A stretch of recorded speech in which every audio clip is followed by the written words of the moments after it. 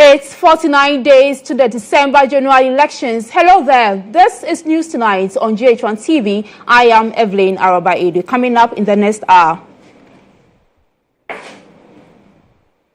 12-year-old Mami Jumo, one of the deceased who died in the tragic car crash due to reckless driving by son of preacher Salifu Amuako, laid to rest amid grief by family and sympathizers.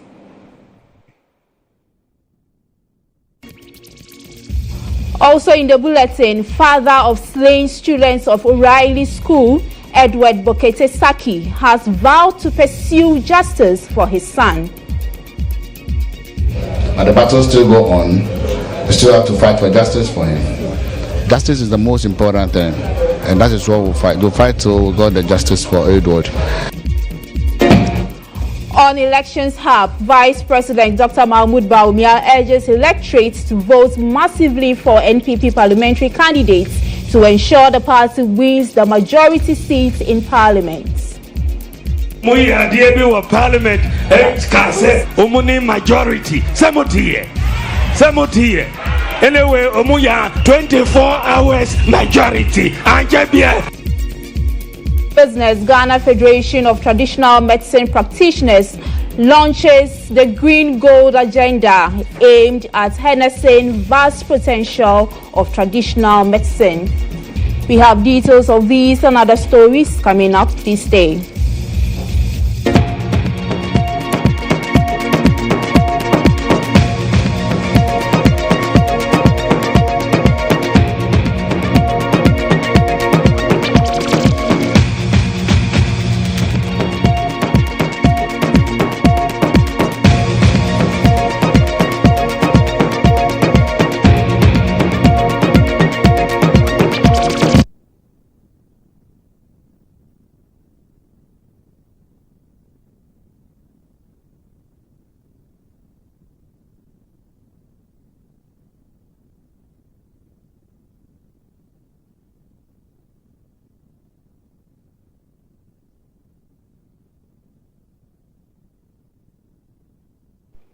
Thanks for staying. Remember, the bulletin is streaming on X and on Facebook at GHOne TV. We begin tonight's bulletin on a sad note, as the air was thick with sorrow as family, friends and sympathizers gathered to mourn the tragic passing of 12-year-old Mami Jumo, who lost her life together with Justine Agbenu in a tragic car crash caused by reckless driving of an unlicensed 16-year-old son of popular preacher Prophet Salifu Amuako behind the wheel of a Jaguar SUV. Reeling under the shock as a final farewell, the atmosphere was heavy with grief, reflecting the devastation of a life of a vibrant young soul full of promise lost too soon. Obed King has more in this report.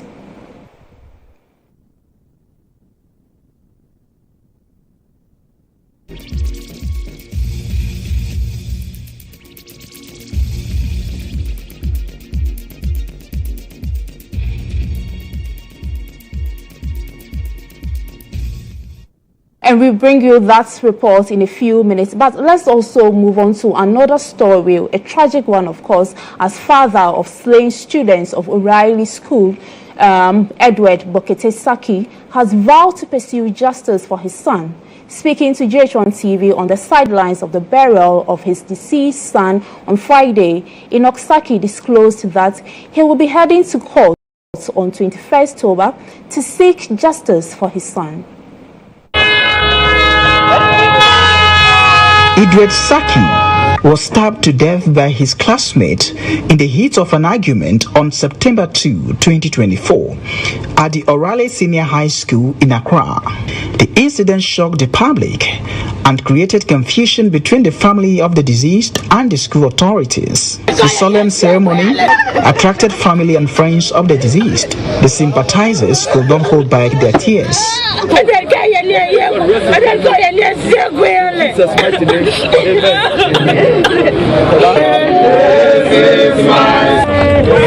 Comfort in your word, we declare. Father of Edward, who spoke to GHOne News, while thanking the public for their support, admonished the Ghana Education Service to be circumspect in the recruitment of teachers. I'll plead with the government. If they want to employ teachers to the school, you have to employ people that have sympathy, people that have humanity, people that have feelings for human. Because what really happened to my son? If not the teachers, I don't think my son will lost his life. So I plead with the government that whenever they want to employ teachers, especially teachers, because they are the people that give our children future. If the teachers are not important, like we'll keep our children at home, we'll not even send them to school. To me, I will advise all parents to really examine wherever they are taking their children to, make sure security wise, one, care, two, and discipline. That is what they don't have in that school. He vowed to continue to pursue justice for his slain son. We've find a place for him to sleep.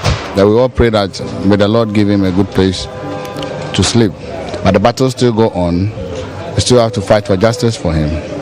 Justice is the most important thing, and that is what we'll fight. We'll fight till we got the justice for Aidoo.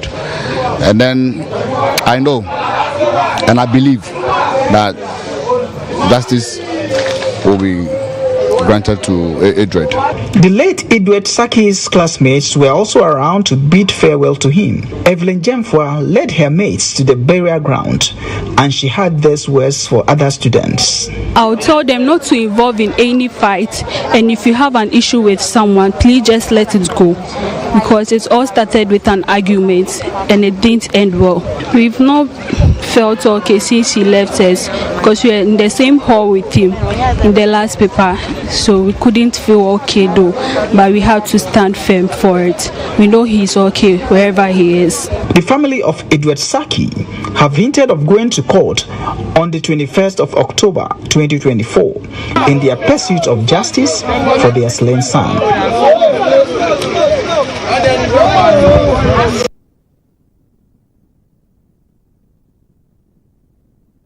Now let's not go back to our earlier story, as the air was thick with sorrow as family, friends and sympathizers gathered to mourn the tragic passing of 12-year-old Mami Jumo, who lost her life together with Justine Agbenu in a horrific car crash caused by reckless driving of an unlicensed 16-year-old son of popular preacher Prophet Salifu Amuakun behind the wheel of a Jaguar SUV. Now, the shock at a final farewell, the atmosphere was heavy with grief, reflecting the devastation of a life of a vibrant young soul, full of promise, lost too soon. GHOne News, Obed was there and he reports.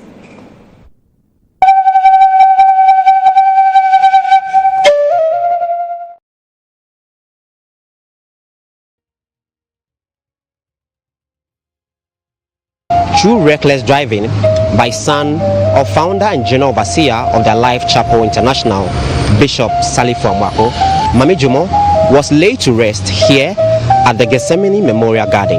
The private burial held for Mami Jumo was a solemn one, as some friends and sympathizers joined the grieving family to wish Mami Jumo farewell.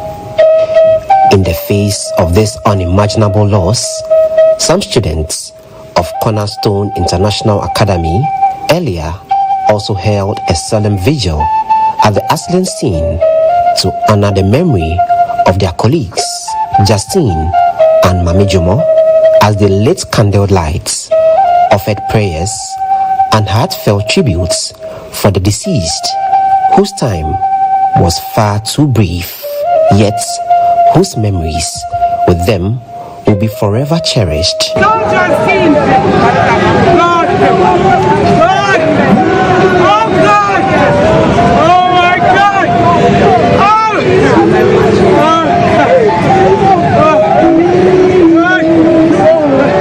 Although the news team attempted to speak to some family members, the attempts proved futile. However, the tragedy has left many in shock and raised serious questions about road safety, responsible parenting to be served. For a sad and devastating incident like this, we can only wish the family well and say rest in peace, Mami Jomo. From the Gethsemane Memorial Garden here in Shashi, Obed Kingaglo for GHOne News.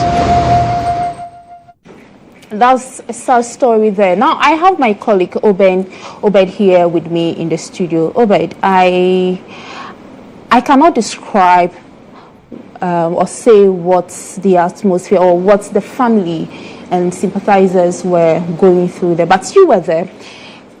Paint a picture for us of how the atmosphere there was like. Right, Araba, it was a sober reflection of a life that was cut short by an unfortunate incident when we got to the cemetery.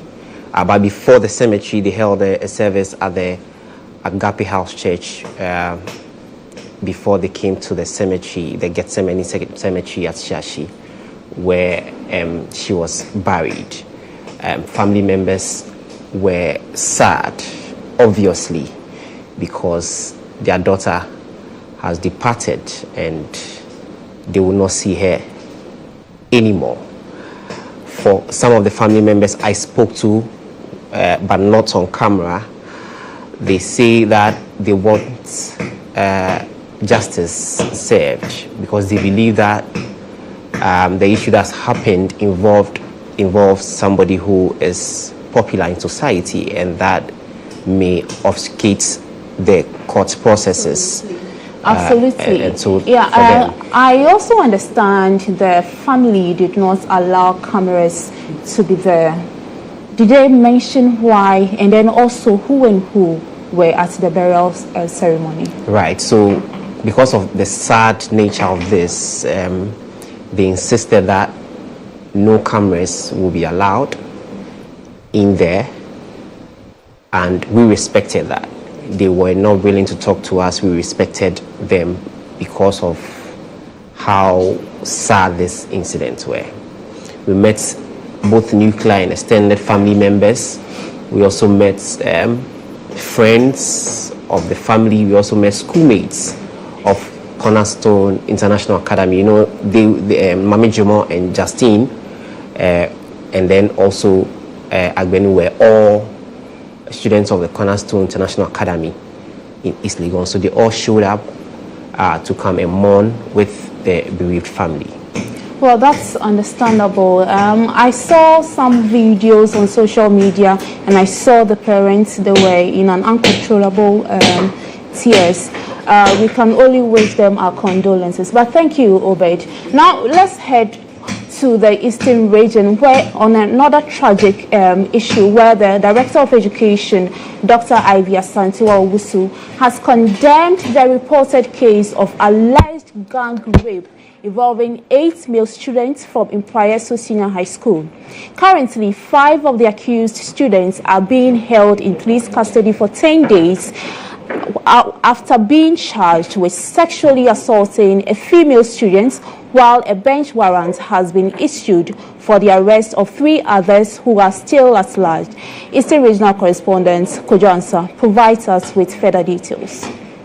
Court District Court, presided over by His Worship Isaac J, remanded the suspects after they were initially discharged due to discrepancies in the police-prepared charge sheet. However, the suspects were immediately rearrested and rearraigned. Additionally, the court summoned the headmaster of the Imprayeso Senior High School, James Afadu, to explain why school authorities failed to report the incident to the police in a timely manner and why no school representatives were present during the court proceedings. Speaking during the launch of the 25th anniversary of Pentecost Senior High School in Koforidua, Eastern Regional Director of Education, Dr. Ivy Asante, expressed concern about the increasing indiscipline and immoral behavior among students. The boys, now the toughies and the whole lot, you know, that you live.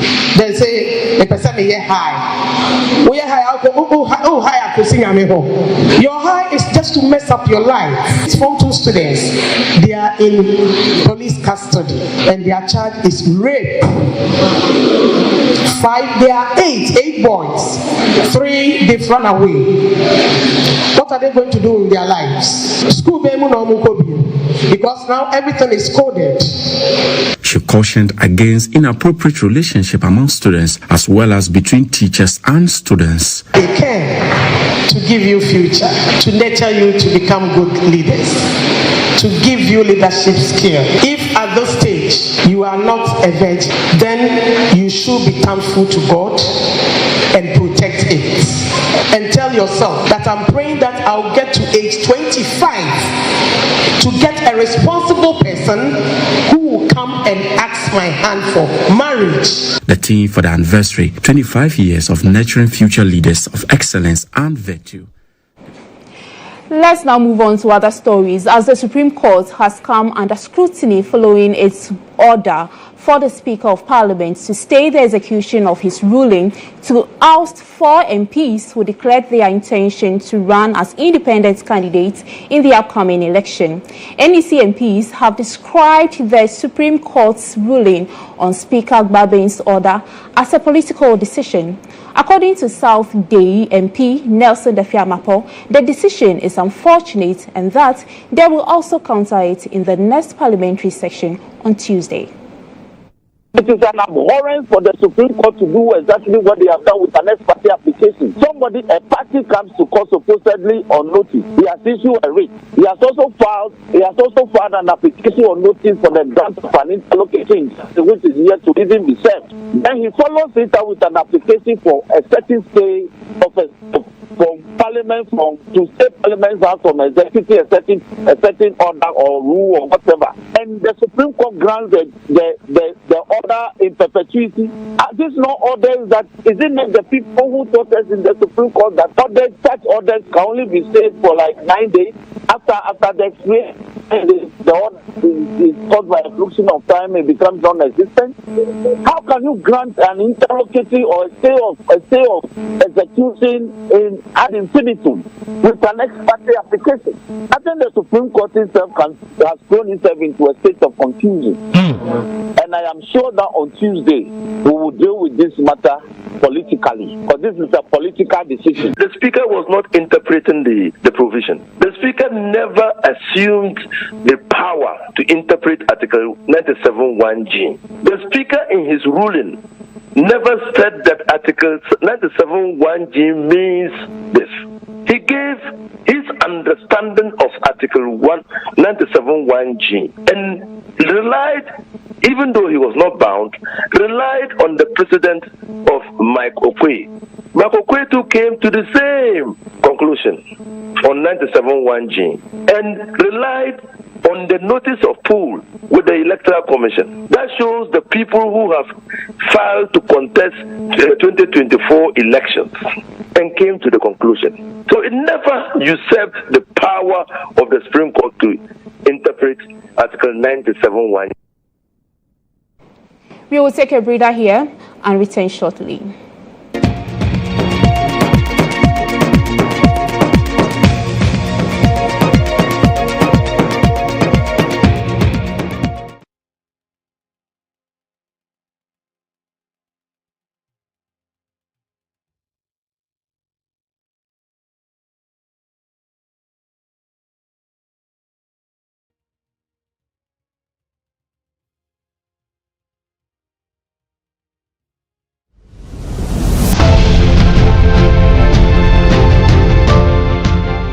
GHOne OV van has been one of the best vans I've used personally in this country.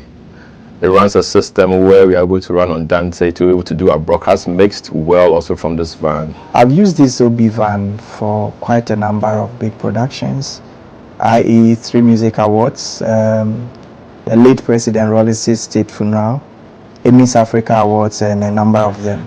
My experience with the GHOne van has been the state of the art equipment they have.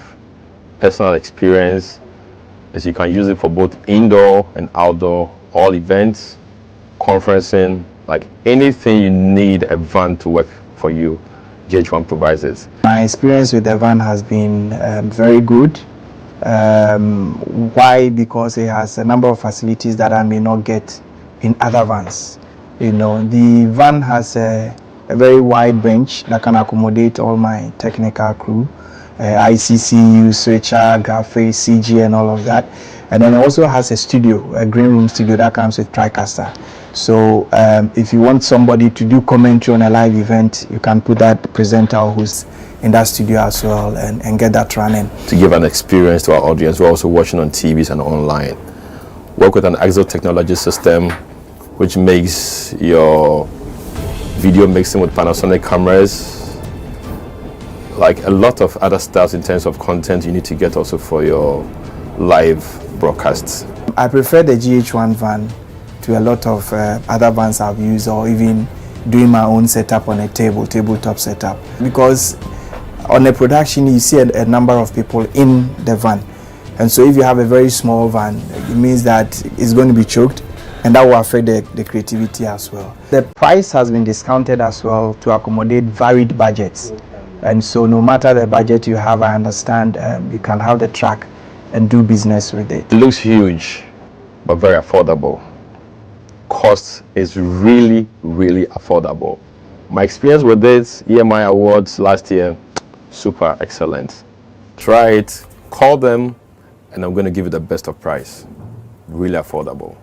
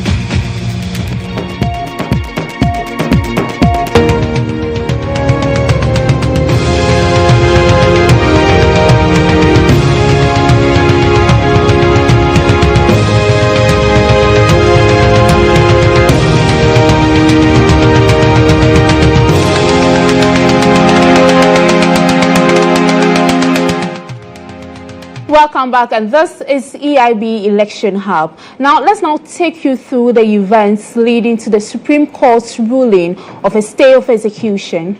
It all began when Member of Parliament for Tamale South, Haruna Idrisu, declared the NDC MP's decision to initiate a process to invoke Article 97 of Parliament for Parliament to declare the seats of 4 MPs as vacant following an alleged crossing of carpets. The 4 MPs, 3 from the governing NPP and 1 from the NDC, will be contesting the 2024 elections as independent candidates after losing their party's primaries.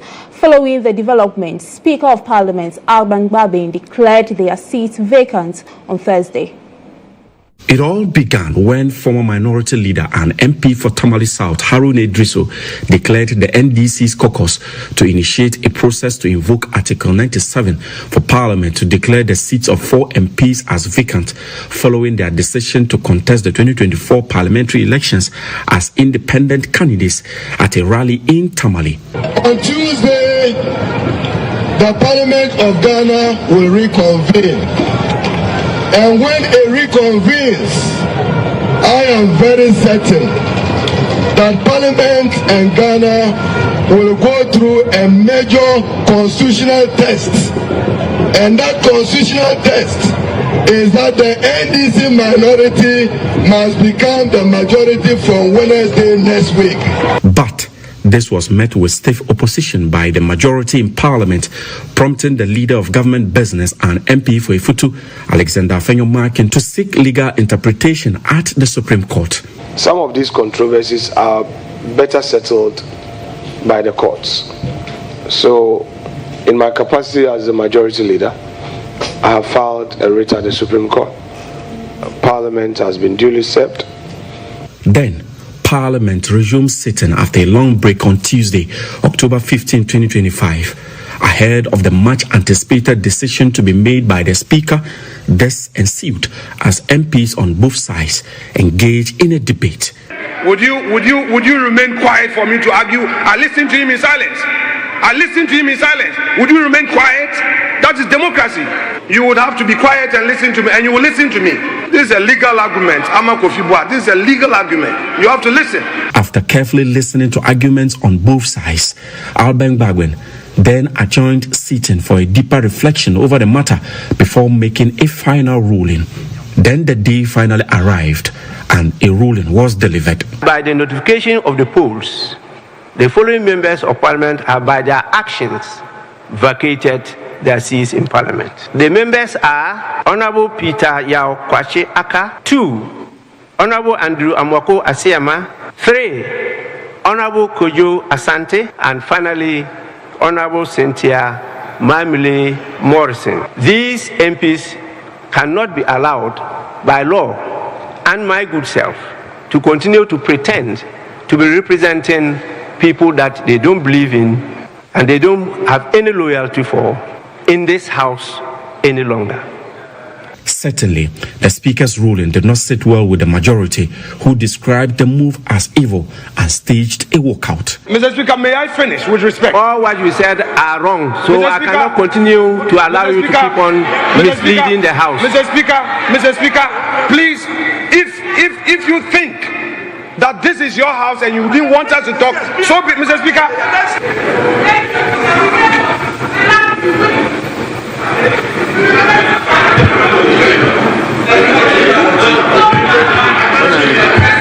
Well, the NDC caucus, unfazed about the situation, thinks otherwise. Let me start by expressing our profound gratitude for your erudite ruling on this very important matter of national interest. The Speaker, you have indeed done what is right for the people of Ghana by sticking to the tenet of Ghana's constitution, our standing order, and time-tested precedent being a case law for this House. Barely 24 hours after Speaker Babin's ruling, the Supreme Court issued a stay of execution which declared the 4 seats vacant. We said until the matter is determined, we are not going to go to Parliament, and that will abide by the ruling of the court. Today, the court has determined the matter and has ordered the parties to file the necessary processes for the final determination of the matter. That is it. Reacting to the Supreme Court ruling, the NDC caucus described it as a political decision and vowed to challenge the outcome at the next sitting of Parliament. How can you grant an interlocutory or a stay of execution ad infinitum with an ex parte application? I think the Supreme Court itself has thrown itself into a state of confusion, and I am sure that on Tuesday we will deal with this matter politically, because this is a political decision. As the saying goes, coming events cast their shadows as the country experienced another test to its democracy. Well, there you have it. We'll see what happens on Tuesday, and trust GHOne TV to bring you all the updates. Now, meanwhile, former President John Dramani Mahama believes it is a good omen for the NDC going into the December election. Speaking during a tour in the Greater Accra region, the NDC's flag bearer for the 2024 general election described the phenomenon as historic and expressed optimism about the future of the party and the country at large.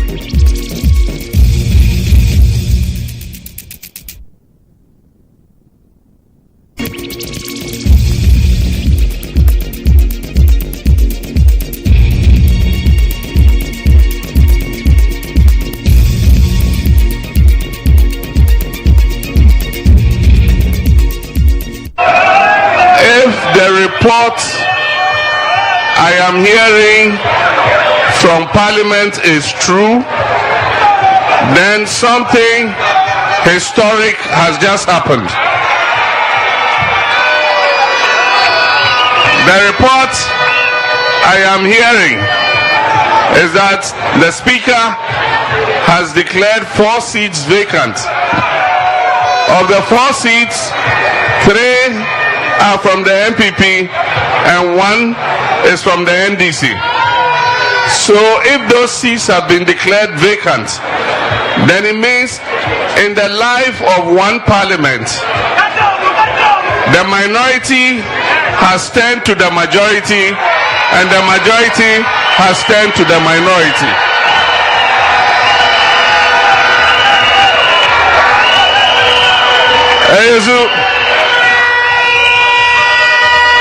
So for me, God is even showing a sign of what is going to happen. Because even before we have cast one single ballot, the NDC has become the majority. But we have to make it a reality on 7th December. But also, flag bearer of the NPP, Dr. Mahmoud Bawumia, has called on electorates to vote for the party's parliamentary candidates in the general elections to ensure the party wins the majority seats in parliament.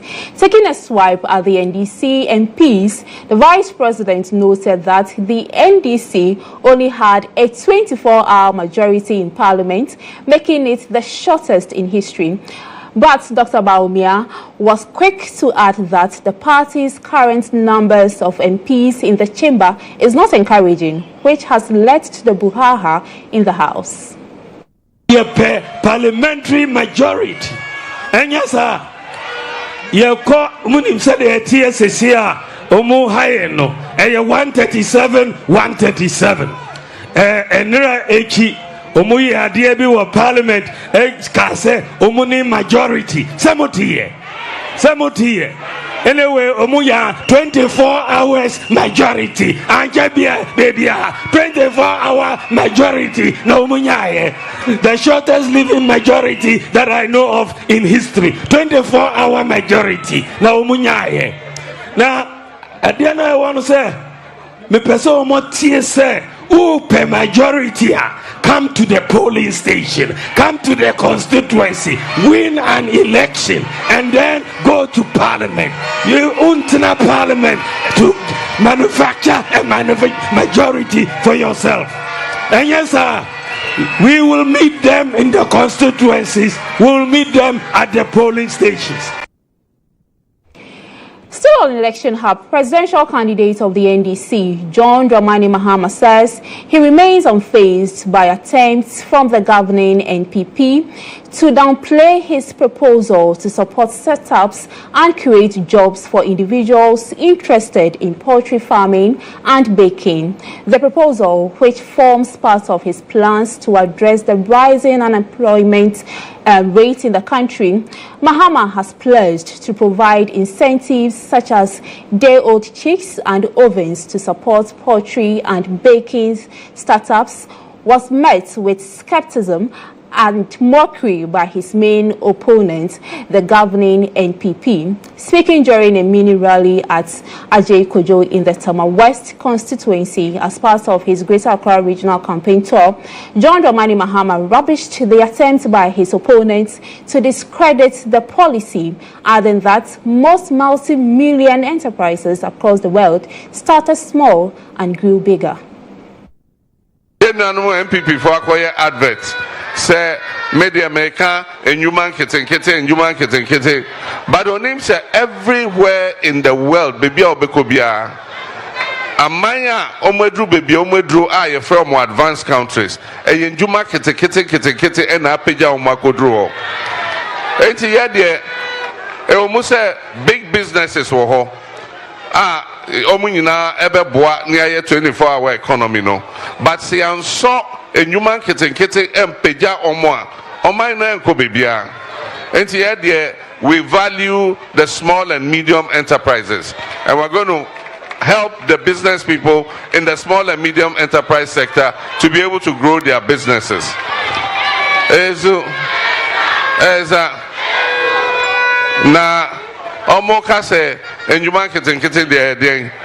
Some of the big businessmen in Ghana today, Kwame Despite ni Hwamo, and yet cassette ni CD no almost at say omotong, and some no more bedroom baby omodri. It is a small business, you see. Actually, almost a baby you can say it is a Kwame Despite. Omunya boafwa, they can grow and become big businesses. And the end, ye ferry say, Becca say, ye be boa and human kete. And human kete, my by neighbor, ye be boamo, na mashe mo human kina, no more to me a peja mo humano, na a peja Ghana sikasem. Now, in the wake of some government appointees resigning from office over corruption and other corruption-related allegations, Deputy National Youth Organizer of the NDC, Osman Agariga, says those individuals will be prosecuted if the governing NPP is voted out in the upcoming December 7 elections. This comes after the resignation of the former Managing Director of the Electricity Company of Ghana and Board Chair of the Agricultural Development Bank. Speaking during Banduri constituency campaign launch in the Upper East region, Osman Ayariga, who is also convener of the Operation Recover All Loot Brigade, warned that the NDC government will ensure the law will deal with those who are found to have abused their office, whether or not they resign. NPP know they have lost the 2024 elections. Because of that, their corrupt officials have started resigning one after the other. Aidoo, last 2 weeks we heard the ECG boss has resigned. He said based on personal reasons. But after 7th of January, we will know whether those reasons are personal or not personal. Aidoo, just last week, the ADB board chairman, who was accused of corruption and bribery, also resigned. Aidoo, a thief is still a thief, whether you resign or not. So whether you resign today or you resign on 7th of January, you are still a thief. And we will come after them one by one. They will cough the money, they will vomit the money, and they will sleep in Sahab. And to those still in government, the earlier you also resign to reduce your sentence, the better. If you don't resign and you wait till 7th of December and we waste resources and catch you, your sentencing will be more than those who have resigned. But a thief is still a thief. Now he whether who resign now or who resign now he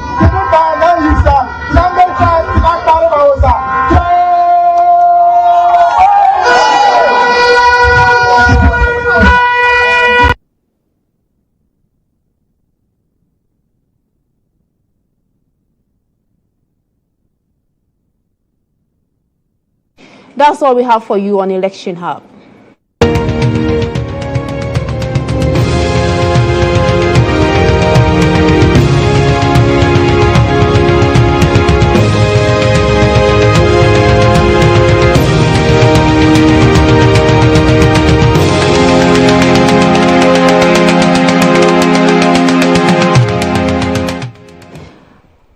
And it's now time for business.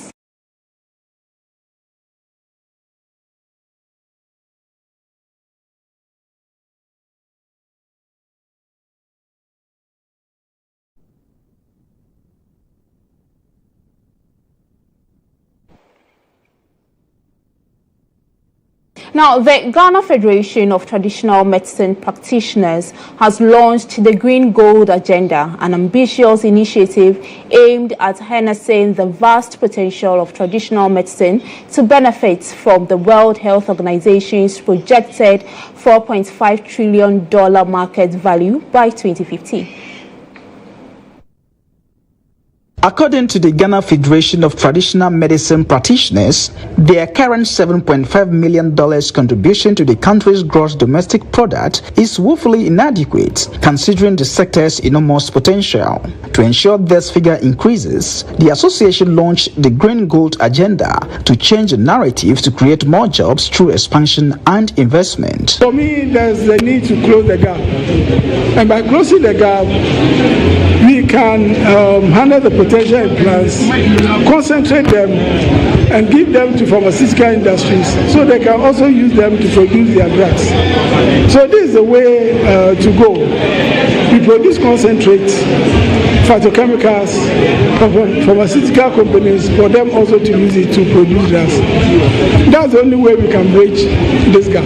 The Green Gold Agenda necessitates international certification for members of the association to tap into the international market. They are all important medicines, so let us use both the natural medicine and the orthodox medicines. What we want to do is to bring up the traditional medicine to the standard of the conventional medicines so that it will gain the international market that we believe in. The Green Gold Agenda is themed Sustainability of the Ecosystem, Harnessing Potential in Plant Medicine.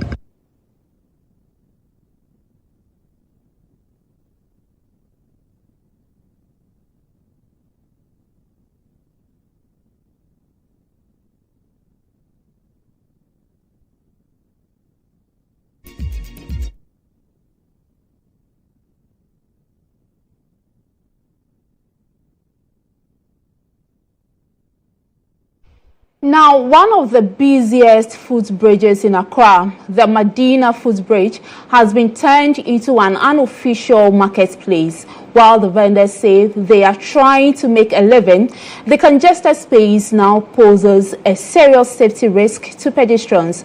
Mary Apia was there and has filed those reports. This is the Medina Footbridge, constructed to keep pedestrians safe from the heavy traffic below. But it is now crowded with traders who have turned the place into a mini market, selling everything from food to clothes. The traders say the space helps them get their means of survival, as there are no other spaces for them to do so. I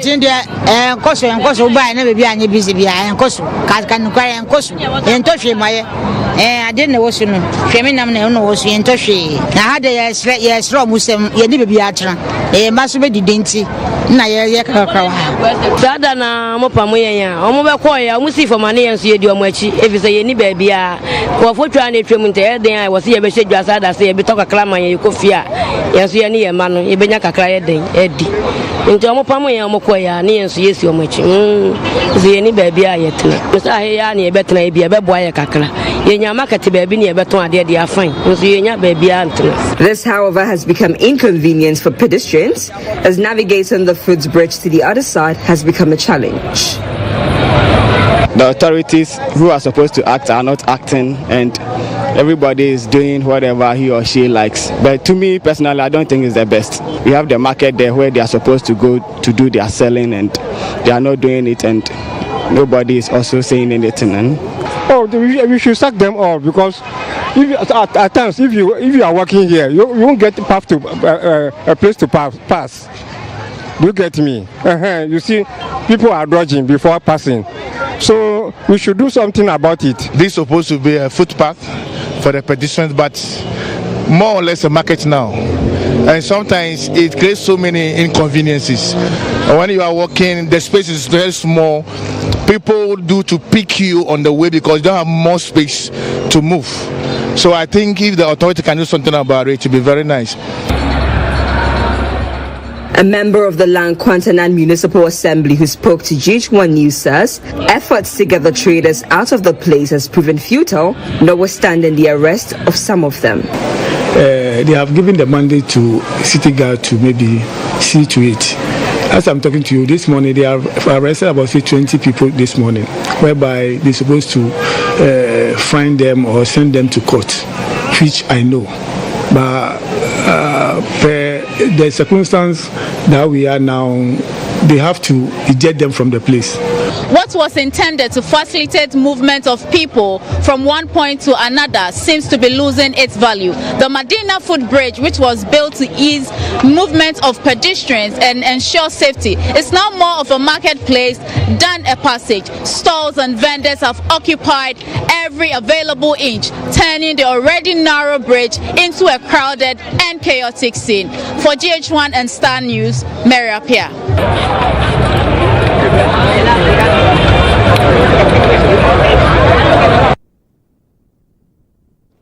And that ends the business segment.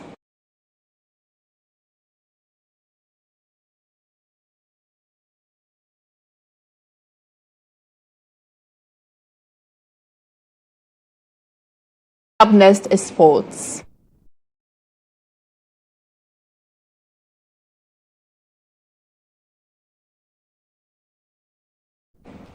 Now, Aidoo Power's promotions sets the stage for the highly anticipated Battle of the Beasts on November 23 between former national cruiserweight champion Jacob Dixon and the current title holder Haruna Mohammed.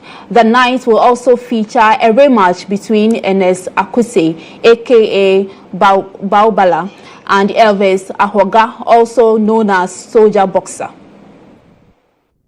The boxing world is buzzing with excitement as Jacob Dixon, known as The Beast, prepares to take on reigning national cruiserweight champion Haruna Mohammed in the blockbuster showdown at the Bukom Boxing Arena. Scheduled for 23rd November, this match is shaping up to be one of the most thrilling cruiserweight battles. Jacob Dixon is eager to reclaim the title he lost after being stripped by the Ghana Boxing Authority. But Haruna Mohammed is confident in his ability to retain the belt.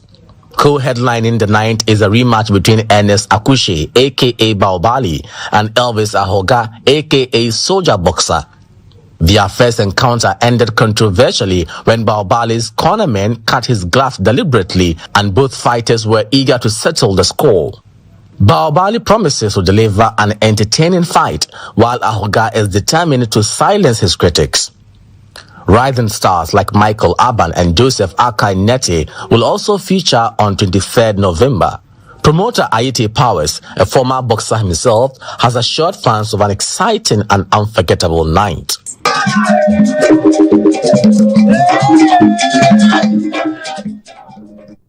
Now, the Ghana Boxing Federation has received a significant boost from UK-based boxing equipment company, BoxUp, to support the growth and development of boxing talent in the country.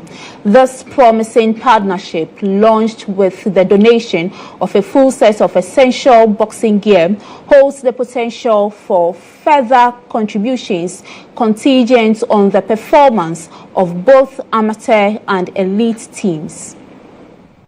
These initiatives could be seen as a timely and much-needed intervention. Although Dr. Stephen Addison, CEO of the BoxUp franchise, is Ghanaian, his initial focus was on supporting the growth of boxing in Sierra Leone, where he had been actively involved in developing local boxing talent. However, a mixed flight to Thailand changed his course, leading him to redirect his effort towards Ghana. We're competing for the Olympics qualifier, the World qualifier, and I met him. In fact, I met one Sierra Leonean guy who also expressed interest to come to Ghana to come and invest in boxing. So in the course of our conversation, I met Dom, and Dom asked me where I was from, and I told him I'm from Ghana. He said, "Oh, really?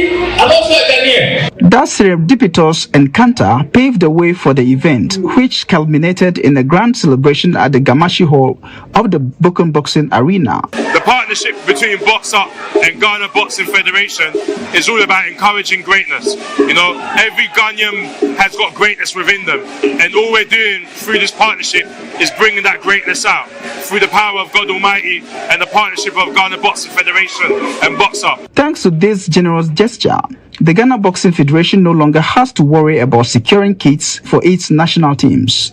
Boxing is not just going to be in Wembley or in Riyadh in Saudi Arabia, but boxing is going to be in Bukom, in Ghana. People are going to travel all over the world to see the greatness within us. And that's what we're about. That's what this partnership is about. The evening also featured exhibition matches that showcased both amateur and elite boxing talents, adding excitement to an already momentous occasion.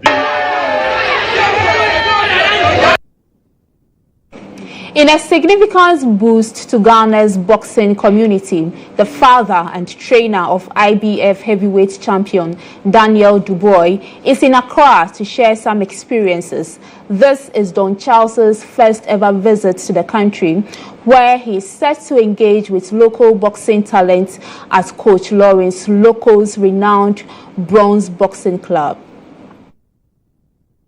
Ghana's growing boxing scene received a major international boost with the arrival of Don Charles, father and trainer of IBF heavyweight champion Daniel Dubois.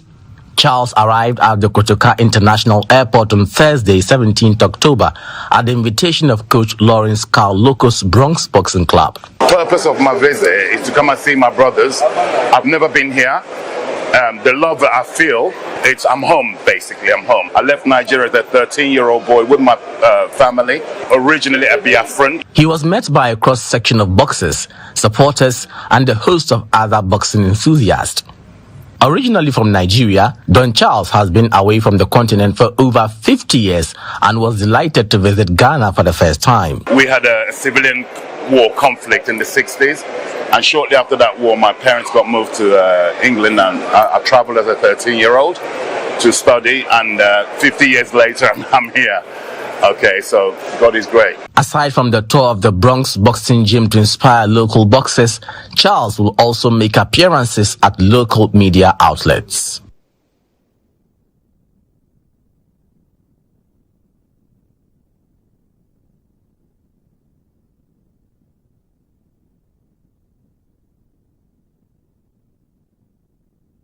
In some Ghana Premier League news, Kotoko will face Samatex tomorrow. Asante Kotoko will be looking to reclaim the top spot. Reigning champion Samatex at the Lenkley Stadium in Obuasi this Sunday, following a difficult week in which two players went missing during a trip to the United States for a friendly. Kotoko are eager to shift their focus back to domestic action. Despite these distractions, Kotoko is in good form, having extended their unbeaten streak to 7 matches with recent victories against Accra Lions and Nswatreman. Conversely, Samatex arrives with confidence after a solid 2-0 win over Ghanaian FA Cup champions Nswatreman, marking their 5-match unbeaten streak. Kotoko tactician Prosper Nate Ogum is confident about his outfit chances ahead of their game against Samatex in the Ghana Premier League. I think Samatex is a very good side, very structured side, tactically in terms of their arrangement on the field.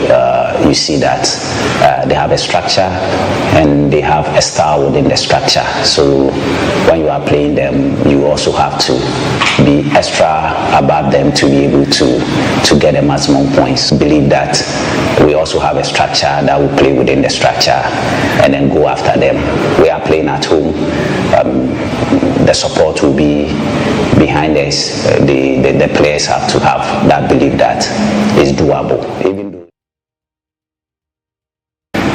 we are also very competent. I know we are also a very confident side, and we can get the job done. Elsewhere, and Dreams FC are set to host stakes match at the Tuba AstroTurf as they search for their first win of the season. Coming off an impressive campaign last season, where they reached the Cup Confederations Cup semi-finals, Dreams FC have found themselves in an unexpected slump, now facing the threat of relegation. They have struggled to fill the gaps left by key players who departed, and their new signings are yet to fully find their footing. Despite the challenges, Coach Karim Zito remains optimistic and is determined to turn things around against Hearts-of-Oak. Coach Abubakar Ouattara is targeting maximum points when his team faces Dreams FC in match week 7 of the Ghana Premier League. It's Hearts-of-Oak. When we are going to battle, we are battling for the first things to get maximum points. You understand? And we are fighting to get the maximum points.